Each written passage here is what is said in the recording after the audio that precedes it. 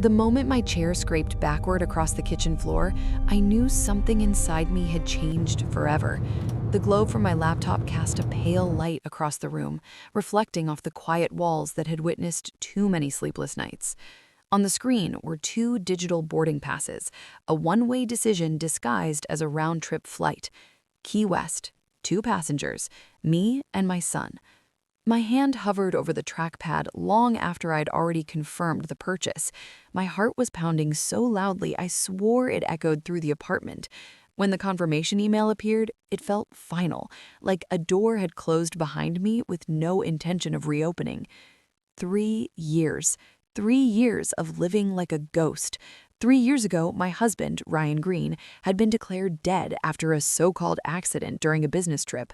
No body, no goodbye, just a phone call and a stranger's rehearsed sympathy. I could still hear that voice, flat and distant, telling me there had been an incident. I remember dropping to the kitchen floor with my son in my arms, my mind unable to process words that made no sense. From that moment on, my life became survival. I stopped dreaming, I stopped hoping, I existed only for Mason. I sold my wedding ring to cover bills. I took a full-time position at a bank and worked until exhaustion became routine. I learned how to smile through grief, how to answer my son's quiet questions without breaking apart. And when he asked where his father was, I swallowed my pain and said what I had practiced 100 times. Daddy's watching over us. It was a lie that tasted bitter every time. But today was different. Today, I had bought 2 plane tickets, not to escape the pain, but to finally move forward. I didn't know if I believed in healing, but I believed in trying. I closed the laptop just as Mason ran into the kitchen, his socked feet skidding on the tile. His eyes lit up when he saw my expression. "Mom, are we really going?" he asked, bouncing on his toes. I nodded, forcing a smile that reached deeper than I expected. "We are." He wrapped his arms around my waist, his cheek pressing against me. "You'll be happier there, right?" The question landed heavier than he could ever know. "I hope so," I whispered. That night, memories crept in uninvited, of the man I once loved, of the life that used to feel effortless. Ryan had been charming, confident, someone who walked into a room and instantly belonged there. We met when I was still finding my footing, and he made me feel chosen. The early years were full of laughter, spontaneous trips, late-night conversations that made me believe we were building something unbreakable. But ambition has a way of changing people. As his career soared, he drifted further away. Late nights turned into missed dinners. Promises turned into excuses. When our son was born, I thought it would bring him back to us. It didn't. He became a visitor in our home. And then, one day, he vanished completely. The news came days later. An accident, a missing body, a closed case. I buried an empty urn and a marriage all at once. So when I bought those plane tickets, I wasn't just planning a vacation. I was making a vow, to myself and to my child, that we would start again. The morning of our flight, Mason buzzed with excitement. He ran through the apartment with his tiny suitcase, shouting about beaches and airplanes. I watched him with a bittersweet smile, wondering how someone so small could carry so much resilience. At the airport, the world buzzed with motion, rolling luggage, hurried voices, announcements echoing overhead. Mason clutched my hand tightly as we passed through security. "Are we really going to see the ocean from up there?" he asked. "Yes," I said softly, "we are." But as we boarded the plane, a strange unease settled in my chest. Not fear, not doubt, something deeper, like the calm before something I wasn't prepared for. I didn't know it yet, but this trip wasn't just about healing.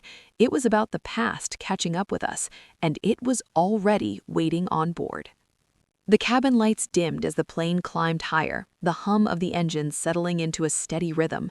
Mason pressed his forehead to the window, watching the clouds drift beneath us like soft white mountains. His excitement filled the narrow space between our seats, and for a moment I let myself believe this trip would be the reset we both needed. I closed my eyes and inhaled slowly. That's when I felt it, that strange tightening in my chest, the instinct that had warned me before, years ago, right before everything fell apart. "Mama," Mason whispered, tugging gently on my sleeve. I followed his gaze down the aisle. A man sat 2 rows ahead, angled slightly toward the window. He wore a dark cap pulled low and sunglasses that hid most of his face. At first glance, he looked like any other passenger.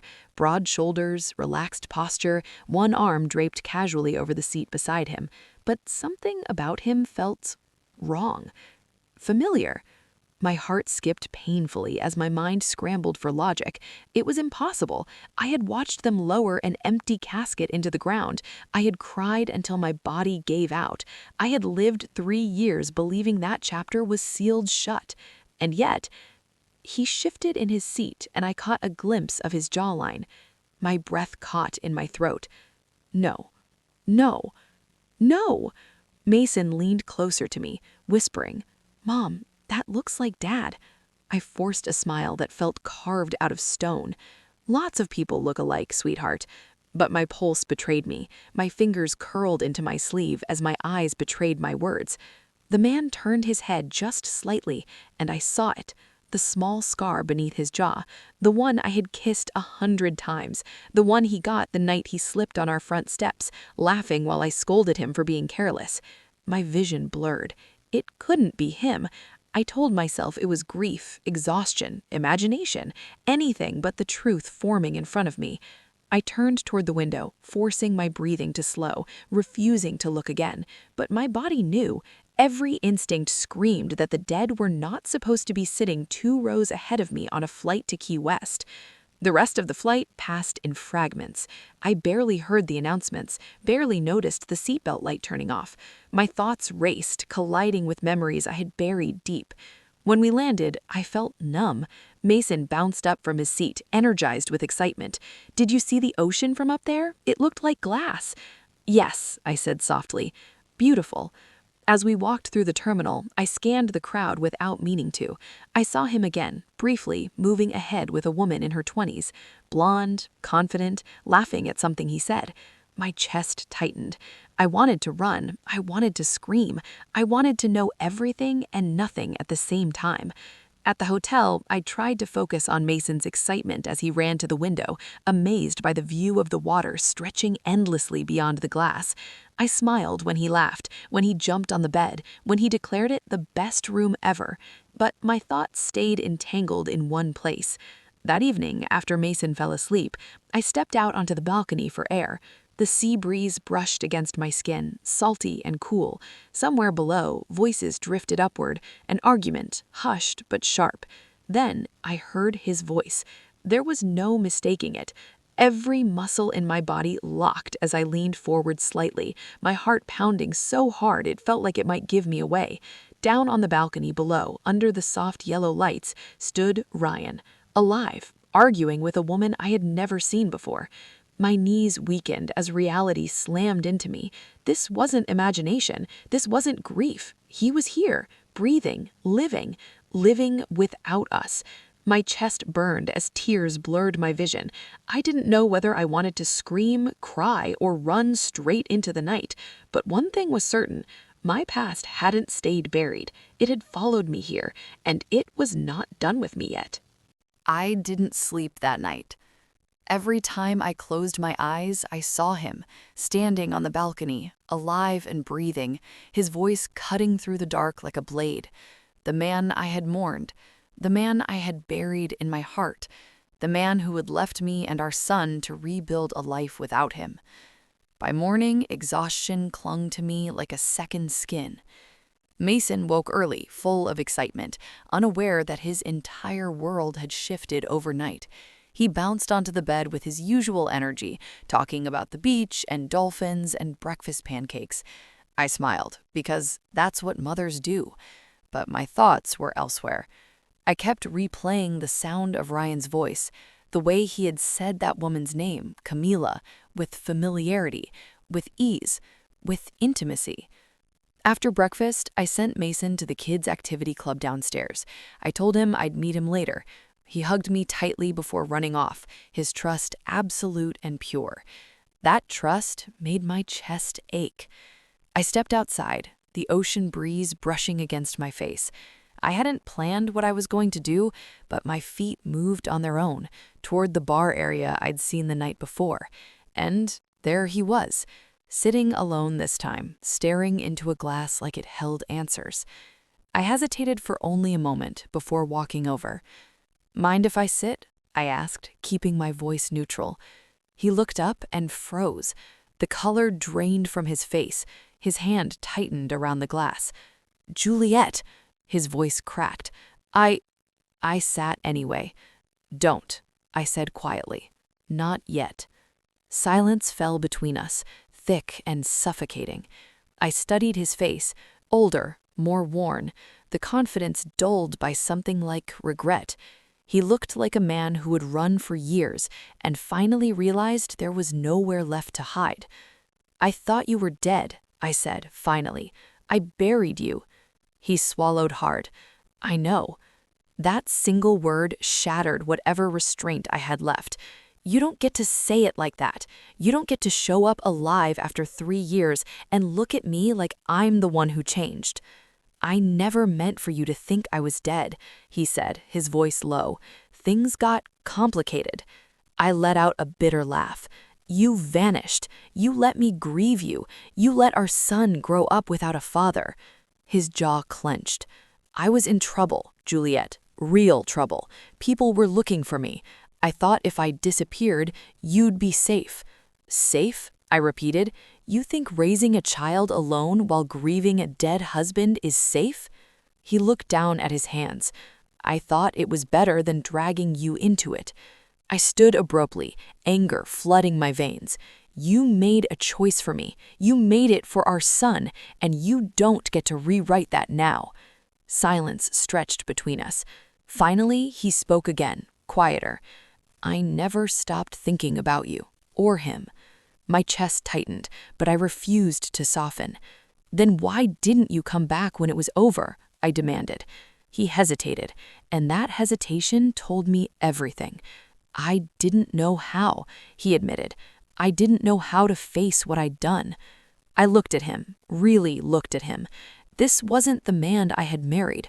This was someone worn down by guilt and fear, a stranger wearing my husband's face. "You don't get to walk back into our lives like nothing happened," I said firmly, "especially not into our son's life." He nodded slowly, shame written all over his face. "I know," he whispered, "but I had to see him. I had to know he was okay." My heart cracked despite myself. "You should have thought about that before you disappeared." We sat in silence after that. The waves crashed in the distance, steady and indifferent, as if nothing in the world had changed. Finally, he spoke again. "I saw him yesterday on the beach. He looks just like you." I swallowed hard. "You don't get to see him again unless I say so." "I understand," he said quickly. "I won't push." I stood up, my legs trembling. "This ends here for now. Don't approach him, don't talk to him. If you do, I won't be as calm next time." He nodded, eyes heavy with regret. "I won't." As I turned to leave, he said my name one last time. "Juliet, I never stopped loving you." I didn't look back, because loving someone doesn't excuse abandoning them. And for the first time since everything fell apart, I realized something important. I wasn't waiting for him anymore. I was finally choosing myself. That night, sleep refused to come. I lay beside Mason, listening to the steady rhythm of his breathing, watching the gentle rise and fall of his chest. Every few seconds, my mind replayed Ryan's voice, his eyes, the way he had said my name like it still belonged to him. I had spent years teaching myself not to think about him. Now he was everywhere again. I slipped out of bed quietly and stepped onto the balcony. The ocean stretched endlessly under the moonlight, calm and indifferent, as if nothing in the world had changed. I wrapped my arms around me and tried to steady my breathing. I wasn't angry anymore. I was tired. Tired of carrying grief alone. Tired of being strong for everyone. Tired of pretending that what he did hadn't carved something out of me that never fully healed. I didn't hear him approach at first. "Juliet?" His voice was low, careful, like he was afraid of breaking something fragile. I turned slowly. He stood a few steps away, hands in his pockets, uncertainty written across his face. He looked smaller somehow, not weaker, just human. "Mind if I sit?" I asked, keeping my voice neutral. "You shouldn't be here," I said quietly. "I know. I needed to see you again, not to talk, just to know you're real." I folded my arms, keeping my distance. "You already did that." He nodded. "I won't stay long." The silence between us stretched, thick with everything unsaid. "You look different," he said finally. "So do you." A faint, humorless smile crossed his face. I suppose we both had to become someone else. I studied him in the moonlight, searching for the man I had once loved.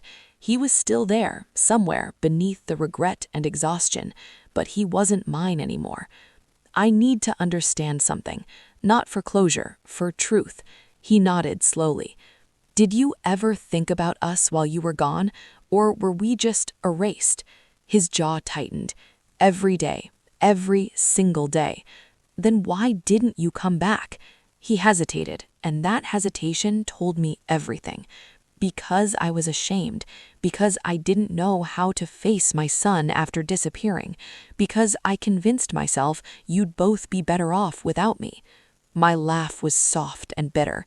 "You don't get to decide that." "I know," he whispered. "I know that now." We stood in silence again. The ocean hummed in the distance, steady and unbothered. Finally, he spoke again. "You broke something in me," I said at last. "Not just trust, something deeper. I became someone who stopped hoping, someone who learned to survive instead of live." He swallowed hard. "I never wanted that for you, but it happened anyway." I could see the tears forming in his eyes, and for a moment the anger inside me softened. Not enough to forgive, but enough to breathe. "I'm not asking you to take me back," he said. "I just want to be there for my son, in whatever way you allow. I'll follow your rules. I'll disappear again if you ask." I studied his face, searching for deceit, for manipulation. All I saw was regret, raw and unguarded. "You don't get to disappear anymore," I said firmly. "If you walk away again, it's forever." He nodded. "I understand." Silence settled between us again, but this time it felt different, lighter, like something had finally been said out loud. "I'm not promising anything," I added. "This doesn't mean forgiveness. It means a chance, for him, not for you." "I'll take whatever you're willing to give," he replied. I turned back toward the room. "This is where it ends for tonight." As I stepped inside, he spoke one last time. "Juliet, I'm really sorry." I paused but didn't turn around. "I know," I said softly, "but sorry doesn't erase years." Inside, Mason stirred in his sleep, murmuring something I couldn't understand. I brushed a hand over his hair, feeling the weight of everything press down on me. This wasn't closure. It was the beginning of something far more complicated, and for the first time, I wasn't running from it. Morning arrived with the kind of light that makes everything seem possible, yet the weight of yesterday still lingered in my chest. Mason woke up buzzing with energy, ready to run to the beach before the sun had even fully risen. He threw open the curtains and pointed at the horizon. "Look, Mom, the water is sparkling." I forced a smile, hiding the restless thoughts of the night. The truth was still fresh, raw, and unsteady in my mind. Ryan had returned, alive, standing mere feet away from the life he had abandoned. And now the choice to let him back into our lives or keep him away rested entirely with me. Over breakfast in the hotel cafe, I watched Mason chatter about sandcastles, seagulls, and waves, oblivious to the storm swirling in my own heart. And then, as if the universe had prepared this exact moment, Ryan appeared. He didn't approach recklessly. There was hesitation in every step, a careful respect in the way he moved toward our table. Mason's small face froze in recognition, and I felt that familiar tug in my chest, the mixture of fear, hope, and unrelenting love. "Mom, is that—" Mason's voice was uncertain. "Yes, I said slowly, my voice steady. That's your dad. Mason walked cautiously toward him, and Ryan knelt down to his level. Hey, champ, he said softly. It's me, Dad. For a long moment, neither of them moved. Then Mason's lips curved into a tentative smile, and he leaned in for a small, trembling hug. Ryan wrapped his arms around him, holding him like he never intended to let go. I looked away because watching this reunion felt like both balm and blade. Mason's happiness radiated pure and unfiltered, yet it reminded me of all that had been stolen from us. 3 years of birthdays, bedtime stories, and quiet nights that would never return. As they sat together, sharing pancakes and juice, Mason peppered Ryan with questions. Where were you? Why didn't you call us? Ryan answered honestly, but carefully, choosing words a child could understand without revealing the dangerous truths of his absence. He spoke of mistakes, lessons learned, and the desire to do better. I remained silent, letting Mason hear him out, letting him rebuild a small piece of his life that had been missing for so long. When breakfast ended, Mason turned to me, eyes shining. Can he come with us to the beach today? I nodded cautiously. Just for today. And so we walked together to the water's edge, Mason, Ryan, and me. For an hour, it almost felt normal. A father and son playing, building sandcastles, laughing when the tide washed them away. I stayed on the towel, silent but watchful, my heart torn between relief and anger, joy and betrayal. Time slipped by too quickly. Mason hugged Ryan one last time. Can we see you tomorrow too? He asked. I watched Ryan look at me, silently asking for permission, and I gave it, though cautiously. I said, one step at a time. That evening, Mason fell asleep clutching his favorite stuffed animal. I went out onto the balcony with a blanket and a cup of tea, the waves breaking gently below. For a moment, everything seemed peaceful. But peace was a fragile thing. Seeing Mason with Ryan had healed something in him and torn open something in me. Then a soft knock at the window startled me. It was Ryan. He stepped inside quietly. It's incredible, he murmured, voice hoarse. Mason, he's wonderful. He had to be, I replied quietly, arms crossed. He only had me. Ryan lowered his gaze, ashamed. I know. I can't give you those years back, but I want to be here now. I want to be his dad. I held his gaze firmly. If you're in his life, it will be on my terms. You call before visiting, you don't promise what you can't deliver, and if you ever lie again, you're gone, forever. Tears welled in his eyes, but he nodded. I understand.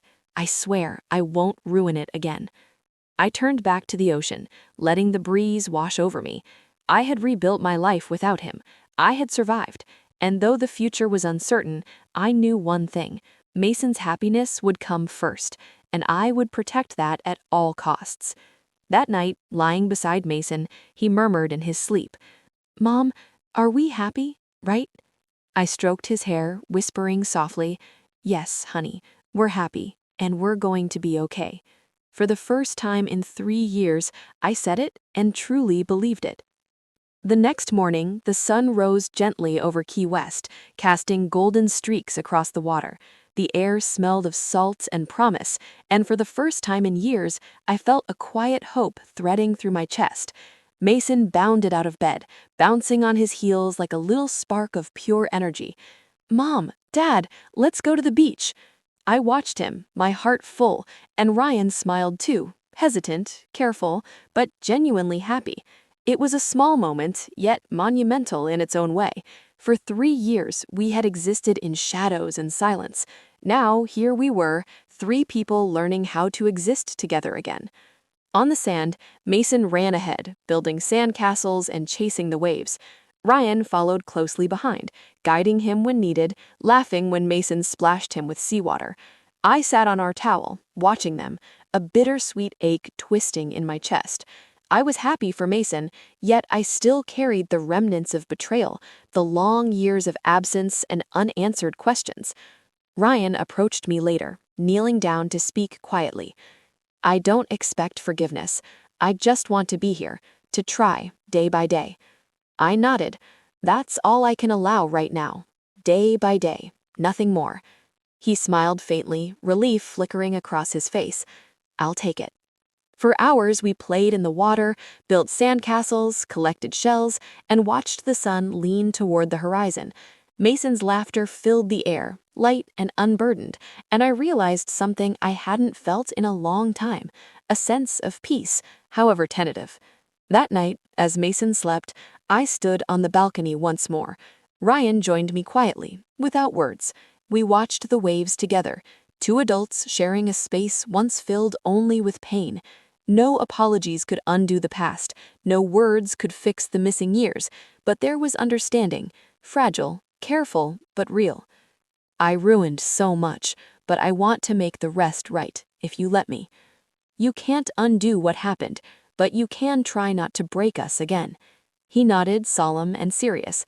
I promise. And in that moment, I realized that the story of our family wasn't over. It wasn't the happy ending I had once imagined. It wasn't neatly tied with closure or perfection. It was messy, uncertain, and fragile, but it was ours. Mason stirred in his sleep behind us, clutching his favorite toy. I glanced at him and smiled. He was the heart of everything. He had survived the loss of a father he never understood, and now, in small, careful steps, he would know him again. Ryan looked at me, vulnerability bare in his gaze. "Thank you," he whispered, "for letting me back in, even a little." I shook my head. "Don't thank me. You earned nothing yet. Every step from here on will be earned. But we'll try, together, for him." He nodded, the first spark of hope lighting his weary expression. And for the first time in years, I felt it too. A cautious optimism that life, even after betrayal and grief, could still have light. The next day, we walked hand in hand along the shoreline. Mason laughed as he chased seagulls, Ryan kept pace beside him, and I followed, feeling the weight of the past slowly lighten. The ocean stretched endlessly before us, like a promise of new beginnings, of days yet to be written. It wasn't perfect, it wouldn't be perfect, but it was ours, and sometimes that was enough. For the first time in 3 long years, I allowed myself to believe it. We could survive this. We could heal. And maybe, just maybe, happiness could exist again. Fragile, fleeting, but real. And as the sun dipped below the horizon, painting the sky in gold and crimson, I realized that life had given me a gift I didn't even know I needed. A second chance, not just for love, but for hope, for Mason, and for me. The past would always be there, a shadow behind us, but the future, our future, was waiting, ready to be shaped one careful step at a time. If you enjoyed this story, don't forget to like the video and subscribe to the channel for more emotional and captivating life stories. Hit the notification bell so you never miss an update. We have many more stories like this coming soon.